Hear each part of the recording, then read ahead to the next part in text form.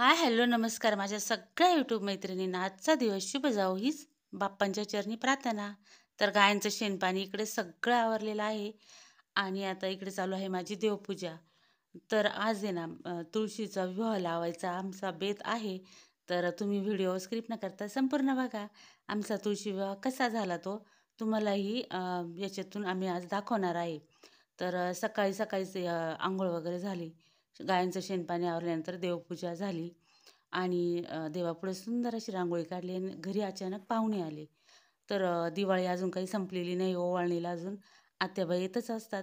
त्याच्यामुळं त्या खूप झटपट आल्या आणि त्यांना लवकर जायचं होतं, त्याच्यामुळं आम्ही लागलो स्वयंपाकाला. तर इकडे मस्त पोळ्या वगैरे केल्या आणि उसळीची भाजी केली हरभऱ्याच्या, खीर, चपाती आणि वरण-भात असा मस्त बेत त्यांना केला आणि त्या लवकरच निघून गेल्या.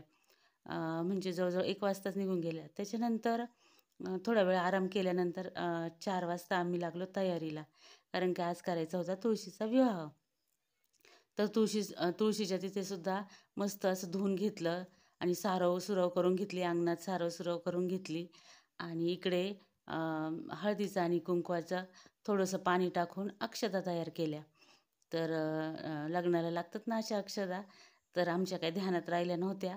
पण नंतर ध्यानात आल्यानंतर आम्ही त्या पटकन अशा करून घेतल्या आणि बघू शकता खूप छान अशी तयारी आज आम्ही केली होती आणि तुळशी मातेला सुद्धा खूप छान अशी सजावट केली होती. उंबऱ्यामध्ये सुद्धा हळदीचं लेपन केलं आणि उंबऱ्याच्या बाहेर सुद्धा खूप छान अशी रांगोळी काढली. तर तुळशी मातेचं आगमन म्हणजे आपल्या घरात खूप असं सौभाग्याचं प्रतीक असतं. लक्ष्मी मातेचं पण प्रवास असतो बघू शकता. तर इतकं सुंदर असं आम्ही तुळशीला सजवलं होतं आणि सजावट करताना तुम्हाला काही नाही व्हिडिओ काढू शकलो. तर बघू शकता इतकं छान असं रूप तुळशी मातेचं दिसत होतं. ऊस पण तोडून आणला होता इकडे. आमच्याच घरचे फुलं आणले होते आणि इकडे सासूबाईचं आणि जाऊबाईचा हार करायचं चालू होतं.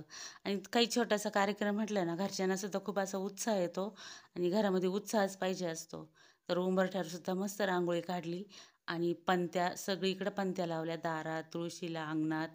तर दिवाळीचं स्वरूप आज आलेलं होतं. अशा प्रकारे आम्ही तुळशीला मस्त असं सजवलं.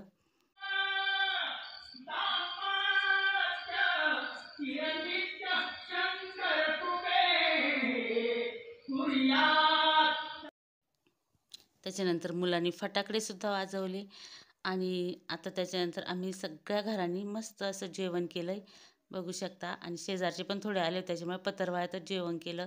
तर अशा प्रकारे आमचा तुळशी विवाह संपन्न झाला. तुम्हाला कसा वाटला कमेंटमध्ये नक्की सांगा. आवडल्यास व्हिडिओला लाईक करा.